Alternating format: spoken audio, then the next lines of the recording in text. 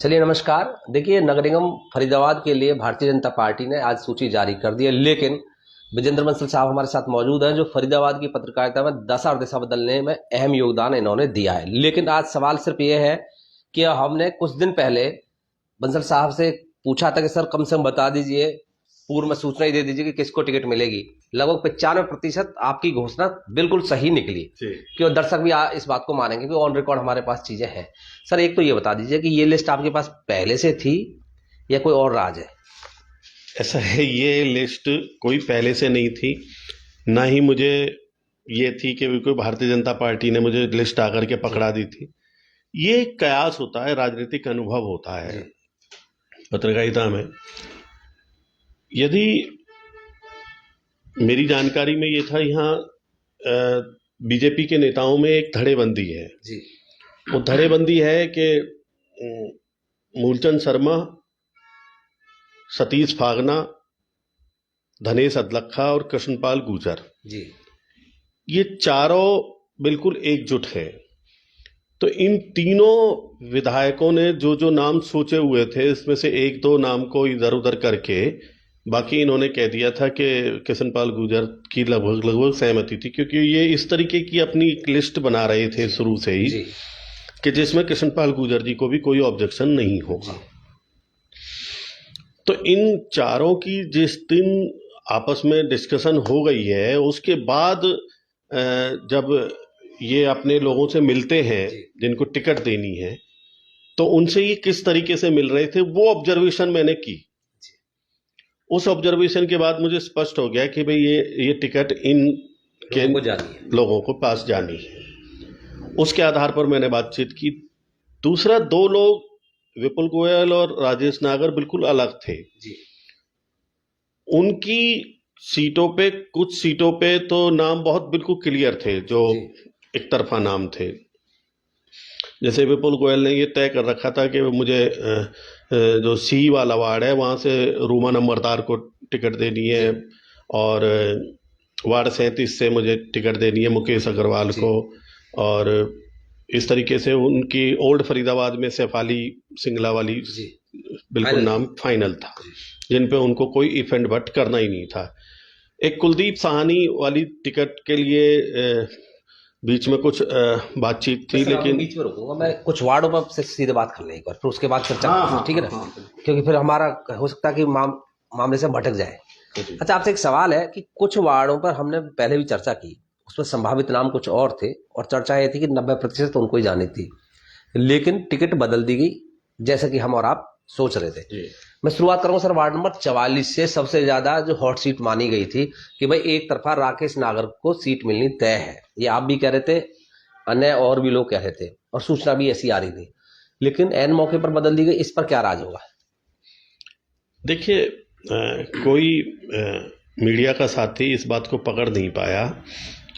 राकेश नागर चौधरी कृष्णपाल गुर्जर के मामा राजपाल नागर के बेटे हैं जी। राजपाल नागर बहुत ज़्यादा इंटरेस्टेड नहीं थे अपने बेटे को टिकट दिलवाने के लिए, लेकिन एक ये था कि अगर बात बनेगी तो वहाँ से मामा राजपाल के बेटे को टिकट दे दी जाएगी। उसमें जो सबसे बड़ा ध्येय था कि यहाँ न विपुल गोयल उसका विरोध कर रहे थे, ना राजेश नागर उसका विरोध कर रहे थे, और जो सामने प्रदीप टोंगर है वो बड़ा मजबूत मचकर से कैंडिडेट है। लेकिन ये बात जब ऊपर बताई गई तो वो मामा राजपाल के नाम पर सहमत नहीं हुए कि ये जब हम देवेंद्र टिकट नहीं ले रहे हैं तो फिर मामा राजपाल को टिकट देने का कोई औचित्य नहीं बनता। तो जो लोग हैं पहले से सिस्टम में, उन सिस्टम वालों को बहुत ज़्यादा तरजीह नहीं दी, तो वहाँ ये नाम कटा। और दूसरा, मुझे जो जानकारी है कि प्रदीप टोंगर ने जाकर के एक पूरी सरदारी अपने साथ ले गए, और प्रदीप टोंगर केंद्रीय राज्य मंत्री कृष्णपाल गुर्जर से व्यक्तिगत रूप से मिले, उनकी पूरी सरदारी मिली, और उन्हें ये प्लस माइनस बताया है कि घर में टिकट देने का क्या नुकसान है और हमें टिकट देने का क्या फायदा, तब ये टिकट बदली। अच्छा, वार्ड 32 की बात करेंगे, विनोद भाटी, जो कि नाम भी नहीं चल रहा था, विनोद भाटी वार्ड 32 के लिए नहीं मांग रहे थे, लेकिन उनको टिकट दे दी गई। विनोद भाटी जो वार्ड 32 से हैं, इनका मैं ट्रेंड बताता हूं कि ये लोकसभा चुनाव में तो कृष्णपाल गुर्जर जी के साथ थे, लेकिन विधानसभा चुनाव में इन्होंने ओपन विपुल गोयल के खिलाफत की। फिर भी टिकट मिल जाना। हाँ, ये ऐसे ऐसे एक नहीं, कई नाम आएंगे आगे। आप जब चर्चा करोगे, आप भी होमवर्क करके आए हो, तो विनोद भाटी के लिए कृष्णपाल गुर्जर लास्ट तक चलते रहे कि उनका नाम तरफ से ये लिख दिया गया था कि कृष्णपाल गुर्जर का इन्होंने साथ दिया था, विपुल गोयल की खिलाफत की थी। विपुल गोयल की इस टिकट के लिए नो है और कृष्णपाल गुर्जर के लिए यस है। वार्ड 32 से विपुल साथ खड़े रहे। अच्छा, नरेश नंबरदार की एक और पैरवी है, वो कृष्णलाल पवार के जो मंत्री हैं हरियाणा सरकार में, उनके भी काफी नजदीक हैं, क्योंकि एससी मोर्चा वगैरह में वो पदाधिकारी हैं। वहां से भी आ रहा था, तो विपुल गोयल चाहते थे कि भाई एक जेंट्स उनके लिए मजबूती से खड़ा रहे नगर निगम में, तो वो नरेश नंबरदार को चाह रहे थे। अब नरेश नंबरदार की टिकट कराने में वहां कृष्णपाल गुर्जर ने नाम दे दिया हट्टी राम ठेकेदार, जो पहले उनकी वाइफ पार्षद रही थी, उनके बेटे का। तो फिर इन दोनों की आपस में एक मिलन हुआ, एक बातचीत हुई। 1 घंटे की बातचीत में ये तय हुआ कि तुम विनोद भाटी की दे दो वार्ड 32 से हमें। कृष्णपाल और विपुल गोयल जी की मीटिंग हुई। कृष्णपाल और विपुल गोयल, ये एक राजनीतिक मांडवाली कह सकते हैं हम इसे। पता नहीं मांडवाली शब्द उचित है या अनुचित है, लेकिन समझौता कह सकते हैं। समझौता कह सकते हैं, राजनीतिक समझौता हुआ कि वार्ड 32 से तो विनोद भाटी का टिकट कृष्णपाल गुर्जर जी ने ले लिया और वार्ड 14 से नरेश नंबरदार का टिकट विपुल गोयल को मिल गया। ये लास्ट में समझौता हुआ। सर, आपसे अब एक सवाल है, जैसे विनोद भाटी पर हमने चर्चा की, अब बात करेंगे वार्ड 38 पर। यहाँ से परवीन चंदीला बड़े प्रमुख दावेदार थे, लेकिन अनीता वशिष्ठ को दे दिया गया। देखिए, शुरू से ही ये जो वार्ड 38 है, इसमें जो बीजेपी का जो संगठन है, वहां से तय हो गई थी कि दोनों जो जिला महामंत्री हैं सुरेंद्र जांगड़ा और मनोज वशिष्ठ, इन दोनों को टिकट देनी है। तो ऐसे ही सुरेंद्र जांगड़ा के वार्ड पे जब आप जाकर के बात करोगे, तो वहां से भी करमबीर बैसला को दी गई है। तो करमबीर बैसला की टिकट हो गई वहां बड़कल विधानसभा क्षेत्र में, जो सैनिक कॉलोनी में है, वहां से सुरेंद्र जांगड़ा का टिकट कट गया। फिर जाकर के ये हुआ कि भाई यहां इस वार्ड 38 में हम 100% टिकट दें, तो एक कम से कम संगठन के आदमी को दें। हालांकि मनोज वशिष्ठ का नाम केंद्रीय राज्य मंत्री की तरफ से जिलाध्यक्ष पद के लिए भी है, बीजेपी के अब जो जिलाध्यक्ष पद है, तो वो जिलाध्यक्ष ना बना करके अब उन्हें पार्षद का काम दिया है। ये आपका कहना है। ये चलिए, अब आप अगली बात करेंगे सर सचिन शर्मा, जो कि वार्ड नंबर 35 में है। वहां से शोभित अरोड़ा और दिलीप गांधी का नाम बहुत चर्चित था, और हमने भी चर्चा इस पर काफी की थी, लेकिन वार्ड बदल दिए गए और सचिन शर्मा को मिल गया। देखिए, ये टिकट, अगर मैं कहूं कि ये टिकट सीधे सीधे, इसमें जो सचिन शर्मा और शोभित अरोड़ा, ये दोनों अजय गौड़ के नाम थे, और जो दिलीप गांधी नाम है, वो दिलीप वर्मा जो नाम है, दिलीप वर्मा का नाम दिया था विपुल गोयल ने। वो सेक्टर WA सेक्टर 14 के प्रधान है दिलीप वर्मा। तो विपुल गोयल से वो सीट एक तरीके से चली गई कि भाई दो सीट ली गई, एक तरीके से कह लें, दो सीट जो है ना, 1 या 2 सीट अजय गौड़ को जरूर देनी है। अजय गौड़ भी विधानसभा क्षेत्र में बड़े सक्रिय और मुख्यमंत्री के राजनीतिक सलाहकार रहे और बीजेपी के सिस्टम के व्यक्ति हैं। अच्छा सर, आपने जैसा कि बताया, ठीक है। अब वार्ड 29 पे ये जो सचिन शर्मा को टिकट मिली है, वो मांग रहे थे वार्ड 31 से, जो जहां से शेफाली को टिकट मिली है, वहां से ये मांग रहे थे। इनकी वाइफ का नाम है दीप्ति शर्मा। तो वहां ओल्ड वाली सीट से ना दे करके ये सेक्टर्स की सीट से सचिन शर्मा को टिकट दे दी गई। सचिन शर्मा वैसे बड़े मतलब मंडल अध्यक्ष वगैरह भी रहे हैं। हाँ, मंडल अध्यक्ष भी रहे हैं, बीजेपी के बड़े समर्पित रहे हैं। बीच में वो आम आदमी पार्टी में चले गए थे, लेकिन आम आदमी पार्टी को छोड़ के बीजेपी में अब बिल्कुल समर्पित, और एक वो विचारधारा का व्यक्ति है। तो ये जो आप देखते होंगे गो सेवा वाले जो सेवा भाव के जितने भी उनके रिक्शे चलते हैं, हाँ उनके रिक्शे चलते हैं, तो जी उसके अच्छा, नाम पर सहमति बन गई। अच्छा सर, आपसे अब सवाल है 29 वार्ड नंबर 29 पर। देखिए, अजय बैसला की जगह विजय बैसला को दी गई है, लेकिन इसमें कुछ चीजें ऐसी बताई गई, कोई पुराने कोई झगड़े विधानसभा चुनाव के दौरान। अब खुल करके तो आप बताएं तो ज्यादा बेहतर होगा। देखिए, अजय बैसला निवर्तमान पार्षद है। अजय बैसला का अपने वार्ड में बहुत अच्छा रेपट है। अजय बैसला के सामने टिकट राजेश नागर चाहते थे कि भाई लोकेश बैसला को मिले। लोकेश बैसला भी काफी मजबूत है, लेकिन जो केंद्रीय राज्य मंत्री है कृष्णपाल गुर्जर, वो अगर किसी एक टिकट पर अड़ रहे थे, तो जिसके लिए उन्होंने बिल्कुल वीटो लगा रखी थी, वो थी अजय बैसला की टिकट। लेकिन राजेश नागर ने भी ये कह दिया था, क्योंकि राजेश नागर और अजय बैसला के बीच आमने सामने का एक विवाद हुआ था सेक्टर 15 कार्यालय में। उसके बाद से राजेश नागर ने भी अपनी वीटो लगा रखी थी। तो ये बीच में बाद में संगठन में बैठ करके कि भाई अजय बैसला कोई टिकट नहीं देते, बाकी किसी को भी दे दो। तो विजय बैसला और अजय बैसला में भी कोई अंतर नहीं है। विजय बैसला केंद्रीय राज्य मंत्री का अजय बैसले से ज्यादा नजदीक है। तो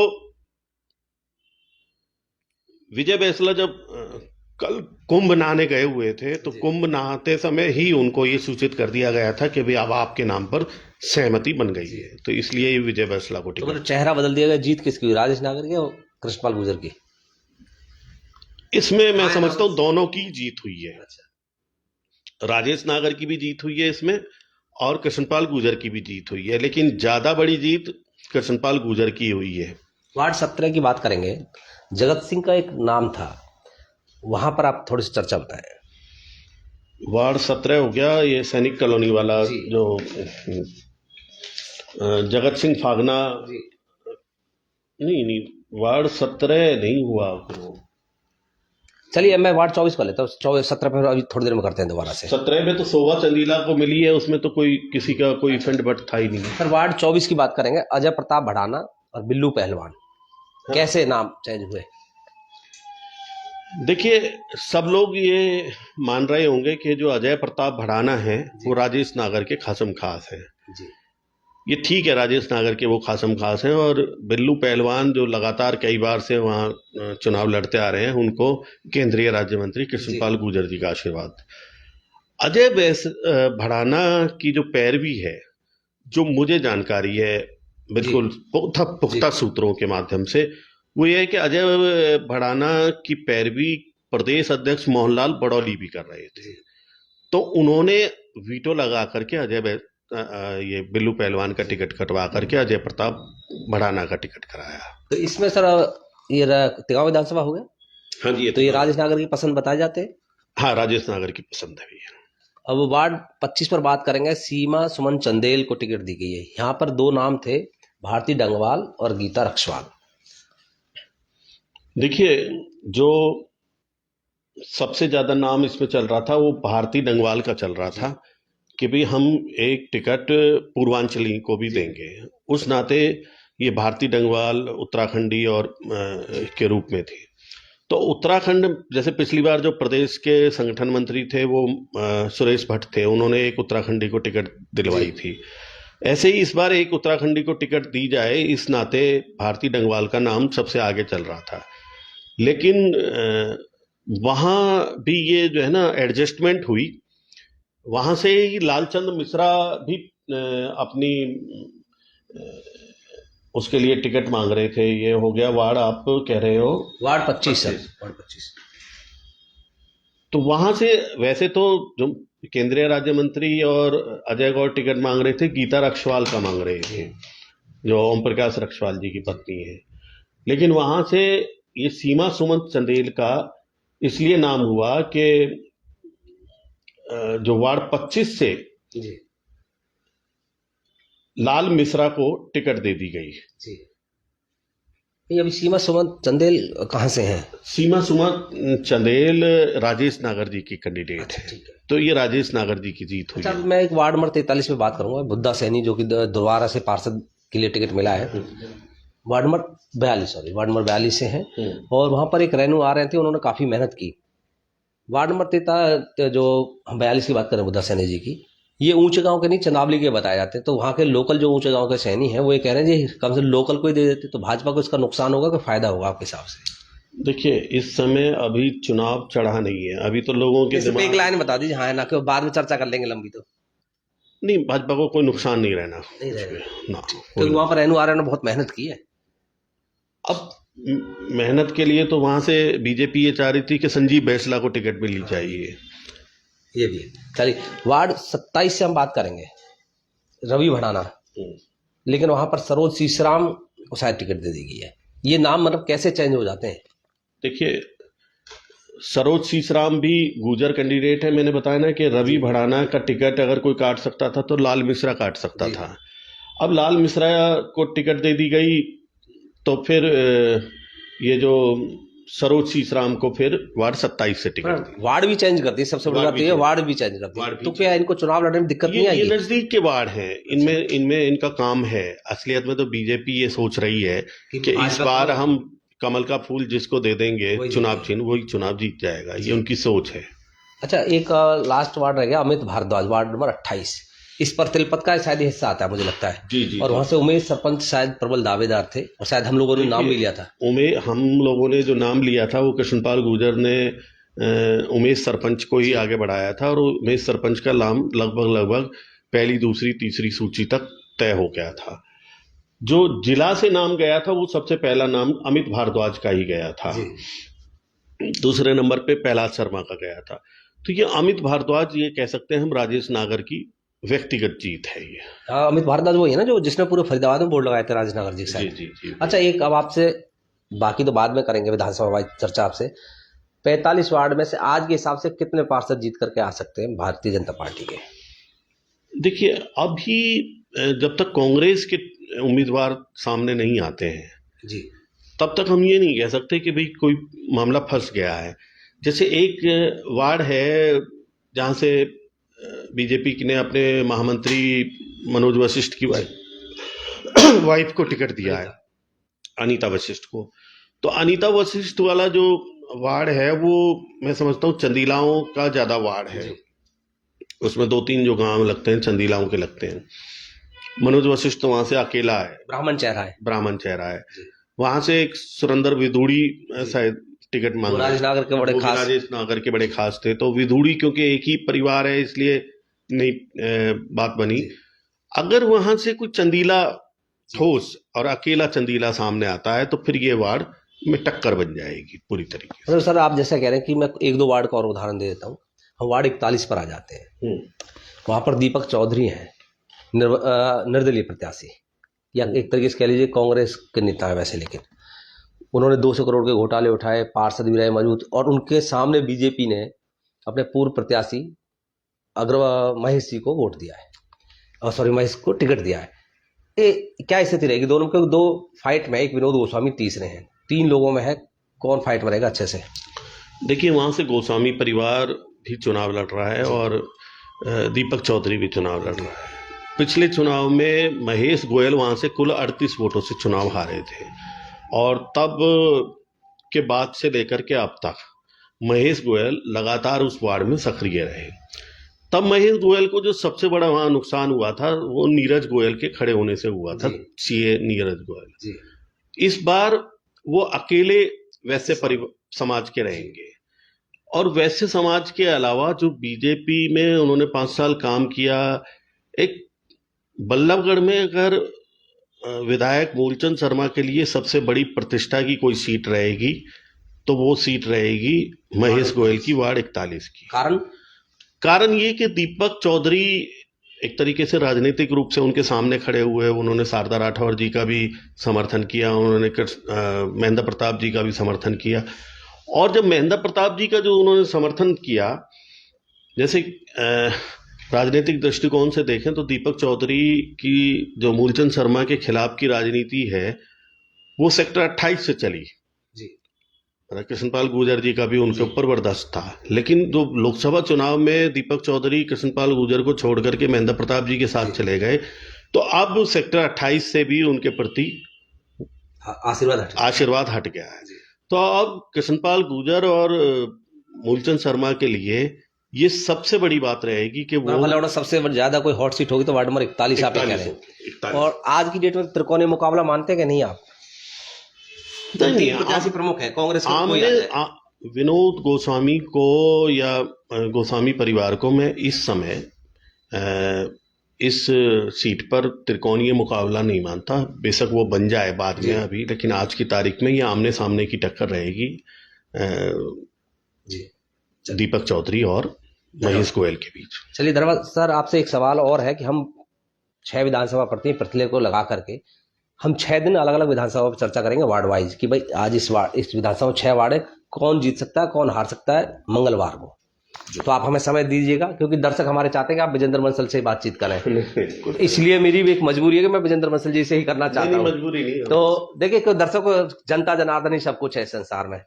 तो आप सभी को पता चल गया होगा कि किसकी टिकट क्यों काटी गई। हमने विस्तार से बताने की कोशिश की है और विधानसभा वाइज हर विधानसभा में कितने वार्ड है और कितने पर हम चर्चा करेंगे वो भी हम विस्तार से विजेंद्र बंसल साहब के साथ चर्चा करेंगे।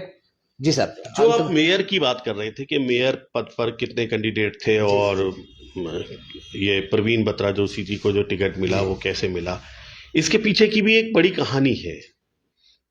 वो कहानी क्या है कि कैंडिडेट बने नीरा तोमर, सीमा तिरखा, प्रवीण बत्रा जोशी और चौथी पुनीता हसीजा और एक मीनू गुप्ता जी। इन कैंडिडेट्स का जब पैनल जी ऊपर गया तो उसमें केंद्रीय मंत्री मनोहर लाल जी का मन था कि भाई वो नीरा तोमर को चुनाव लड़ाया जाए कि राजपूत बिरादरी से हम एक प्रतिनिधित्व दे दें। उस को लेकर के नीचे से कुछ विरोध हुआ। कृष्णपाल जी तो उनके सामने कुछ कहते नहीं है, लेकिन जब नीचे से विधायकों से अलग अलग पूछा गया तो इन विधायकों ने नीरा के नाम पर सहमति नहीं जताई। उसके बाद मनोहर लाल जी की तरफ से नाम आया सीमा तिरखा का। फिर जब सीमा तिरखा का नाम आया तो कृष्णपाल जी ने अपना वही चुप्पी साध ली, लेकिन नीचे से क्या फिर चारों तरफ से उनके नाम का भी विरोध किया। किसने किया ये भी बता दीजिए। अब विधायकों ने किया, विधायकों ने किया। उसमें और कह सकते हैं थोड़ा सा ज्यादा विरोध हुआ होगा, संगठन ने भी किया हुआ हो सकता है जी। लेकिन जब प्रवीण बत्रा जोशी का नाम आया तो इन दोनों के मुकाबले में ये माना गया कि भाई प्रवीण बत्रा जोशी के हस्बैंड की छवि भी ठीक है संदीप जोशी जी की, और संदीप जोशी संगठन के पुराने हैं और उनको अब तक ऐसा कुछ नहीं मिला जितना वो, क्योंकि वो 2009 में भी टिकट मांग रहे, वो 2014 में भी टिकट मांग रहे थे, 2019 में भी टिकट मांग रहे थे बड़कल विधानसभा क्षेत्र से, और 2024 में भी मांग रहे थे। और 2024 में उन्होंने सबसे बड़ी जो बढ़िया काम किया है कि धनेश अदलखा को जिताने में उन्होंने अहम भूमिका निभाई, तो इसका फायदा उन्हें मिला। दूसरा, एक कास्ट कॉम्बिनेशन के हिसाब से भी जो मनोहर लाल जी का हो सकता है मन ये हो कि भाई फरीदाबाद से पंजाबी को लड़ाया जाए, तो इनमें पंजाबी और ब्राह्मण दोनों पुट हैं, क्योंकि ये एक लव मैरिज है, तो इस वजह से तो प्रवीण बत्रा जोशी का नाम सबसे ऊपर सामने आया। इसमें फिर अटकाव आया, एक मीनू गुप्ता का नाम ऊपर से चर्चा में लाया गया, एक ऐसे ही नाम डॉक्टर पुनीता हसीजा का नाम ऊपर से चर्चा में आया। लेकिन जब सब लोगों ने नीचे से ये सहमति जता दी, विधायकों ने भी ये सहमति जता दी कि भाई ठीक है संदीप जोशी ठीक रहेंगे, तो संदीप जोशी के नाम पर तब जाकर के वो फाइनल हुआ। संदीप जोशी का नाम सबसे पहले फाइनल। एक सवाल है, ये उसका मेरा निजी सवाल हो या जनता का कह लीजिए आप, जो प्रवीण बत्रा जोशी जिनकी आप बात कर रहे हैं उन्हें जनता तो शायद मुझे लगता नहीं जानती, सिर्फ संगठन बेशक बीजेपी के लोग जानते हो, अन्य कांग्रेस के लोग भी शायद मुझे लगता है कि कांग्रेस छोड़िए अन्य राजनीतिक दल के जो भी कार्यकर्ता है वो भी शायद उन्हें अच्छे से नहीं जानते। अब कितना सही हूं मैं कितना गलत, ये तो आप बताएं। देखिए, ये कई बार क्या होता है कि वो पेन हरियाणा की नेता नहीं हो सकती, पेन फरीदाबाद की नेता नहीं हो सकती, लेकिन वो अपने जो संगठन है उसमें भी, और एक अलग ग्रुप होता है क्योंकि वो चेयरपर्सन भी रही हैं, उनके हस्बैंड भी चेयरमैन रहे हैं, और उनके जो ससुर रमेश जोशी थे वो भी हरियाणा बीजेपी के अध्यक्ष रह चुके हैं। तो परवीन बत्रा जोशी का ऐसा नहीं है, संगठन के जितने भी लोग हैं भाई, संदीप उन्होंने ये कहा जाता है पब्लिक के वो नहीं है, संगठन के तो हो सकते हैं लेकिन पब्लिक के बीच वाले लोग नहीं है। ऐसे तो बहुत लोग हैं इनमें। अच्छा, ऐसे तो बहुत लोग हैं जो संगठन के नहीं। अब जैसे मनोज वशिष्ठ को आप देख सकते हो, वो संगठन की बात करते हैं, लेकिन अगर पब्लिक धरातल की पब्लिक चेहरे की बात करेंगे तो कम है। तो ऐसे तो बहुत से लोग हैं। अगर आप जो विधायक जीते हैं, अब धनेश अदलक्का तो दूसरे वार्ड से थे और फिर दूसरे विधानसभा में जाकर के जीते हैं। ऐसे ही अगर हम सतीश फागना को लगाएं तो सतीश फागना को सबसे कमजोर कैंडिडेट माना जा रहा था, लेकिन उसने चमत्कार करके दिखाया। तो ये चमत्कार है। और क्योंकि इस समय बीजेपी का एक कोर वोटर भी है, बीजेपी का एक संगठन भी है।